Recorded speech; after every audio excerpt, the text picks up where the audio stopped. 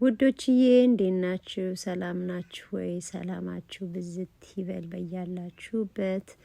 እግዚአብሔር አምላክ ሰላሙን ፍቅሩን ያውርድልን፣ መዓቱን በምህረቱ ይሰውርልን። አምላካችን መድኃኒታችን ኢየሱስ ክርስቶስ የድንግል ማርያም ልጅ እግዚአብሔር አምላክ ፍቅር ለሁላችንም ያድለን፣ መተሳሰቡን ሁሉን አምላካችን ይርዳን። ፈጣሪያችን ሀገራችን ኢትዮጵያን ሰላም ያደርግልን። እንዴት ናችሁልኝ? ሰላም ናችሁ ወይ በያላችሁበት? ይኸው እንግዲህ ዛሬ ደግሞ የዱለት አሰራር ይዤላችሁ መጥቻለሁ። ገጠር እየሄድን ፍየል ወይም በግ እናመጣለን። ይሄ ፍየል ነው። ገጠር ሄደን ይዘን መጠን ፍየል። አሁን ደግሞ ያው ዱለቷን ፍሬሽሊ ልክ እንደ ሀገራችን ኢትዮጵያ እንደምናደርገው ለበዓል ጊዜ እንደሚሆነው ማለት ነው። እንደዚህ አድርጌ ይዤላችሁ መጥቻለሁ። ይሄው እንግዲህ እየሰራሁ አሳያችኋለሁ። ተከታተሉኝ።